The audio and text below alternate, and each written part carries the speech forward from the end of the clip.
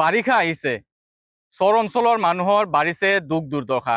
কাৰণ গৰাখহনীয়াই ধাৰণ কৰিছে কাল ৰূপ। মই বৰ্তমান উপস্থিত আছো বিলাসীপাৰা সমজিলাৰ ৯ নং বীৰসিং জৰুৱা বিধানসভা সমষ্টিৰ চুৱাপাতা তৃতীয় খণ্ড গাঁৱৰ এই ব্ৰহ্মপুত্ৰ নদীৰ পাৰত। সামগ্ৰিক পৰিৱেশ মোৰ সতীৰ্থ সাংবাদিক দেখাব যে চপৰা চপৰে খহিছে ইয়াৰে পাৰসমূহ। ব্ৰহ্মপুত্ৰ নদীৰ এই কালৰূপে যেন সৰ্বশান্ত কৰি পেলাব এই অঞ্চলৰ জনসাধাৰণক। সামগ্ৰিক পৰিৱেশ মই দেখাইছো, ইয়াৰে ওচৰতে পাট খেতিও আছে, পাট খেতিও কিন্তু সম্পূৰ্ণ বিনষ্টৰ ফালে গতি কৰিছে। সামগ্ৰিক পৰিৱেশ মোৰ দেখাব, সতীৰ্থ ভিডিঅ' জাৰ্নেলিষ্ট আছে, তেওঁ দেখাইছে যে পাট খেতিৰে পৰিপূৰ্ণ এটি ঠাই, তথাপিও কিন্তু এই ইয়াতে গৰাখহনীয়াই কাল ৰূপ ধাৰণ কৰিছে। আমি সামগ্ৰিক পৰিৱেশ দেখাইছো NK TV প্লাছৰ দৰ্শকসকলক। আমি কথা পাতিম, কিছু স্থানীয় ব্যক্তি আছে। দাদা, আপোনাৰ ওচৰলৈ আহিছো, কি ক'ব এই ব্ৰহ্মপুত্ৰই আপোনালোকৰ কাল ৰূপ ধাৰণ কৰিছে, কি ক'ব?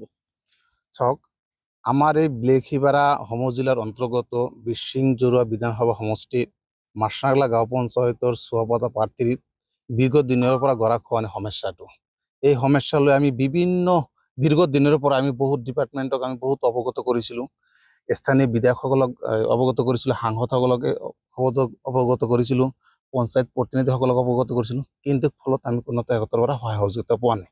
এইবেলিও এই ব্ৰহ্মপুত্ৰৰ বাৰণী পানীয়ে গৰাখহনীয়াৰ তাণ্ডৱ সৃষ্টি কৰিছে। এই এটা তাণ্ডৱ নহয়, ই আমাৰ কাৰণে, এই অঞ্চলৰ কাৰণে এটা ভয়াৱহ পৰিস্থিতি হ'ব বুলি আমি অনুমান পাইছোঁ। আপোনালোকে নিজে চাইছে যে আমাৰ এই কাষতে মৰাপাট খেতি কৃষকসকলে ইমান কষ্ট কৰি মৰাপাট খেতি কৰিছে, আৰু এই মৰাপাটটো এতিয়ালৈকে পৰিপূৰ্ণভাৱে হোৱা নাই, আদাৰোৱা হৈছে। আৰু এই মৰাপাট এনেকৈ ব্ৰহ্মপুত্ৰ নদীয়ে ভাঙনি কৰি নদীত যা গৈ আছে। এই ক্ষেত্ৰত আমি আপোনালোকৰ জৰিয়তে আমাৰ ডক্টৰ হিমন্ত বিশ্ব শৰ্মা সাহেবৰ এই চৰকাৰৰ মুখ্যমন্ত্ৰী ডাঙৰীয়াক আমি অনুৰোধ জনাইছোঁ, আৰু এই জনসঞ্চল বিভাগৰ দায়িত্ব থকা মন্ত্ৰীগৰাকীক আমি অনুৰোধ জনাইছোঁ, আৰু বিশেষকৈ আমাৰ ৱাটাৰ ৰিচোৰ্চৰ ডিপাৰ্টমেণ্টত থকা দায়িত্ব বিষয়াসকলক অনুৰোধ জনাইছোঁ।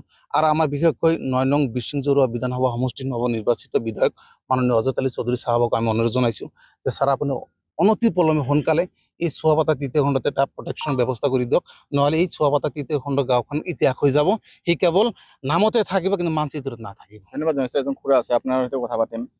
কেনেকুৱা অসুবিধাৰ সন্মুখীন হৈছে?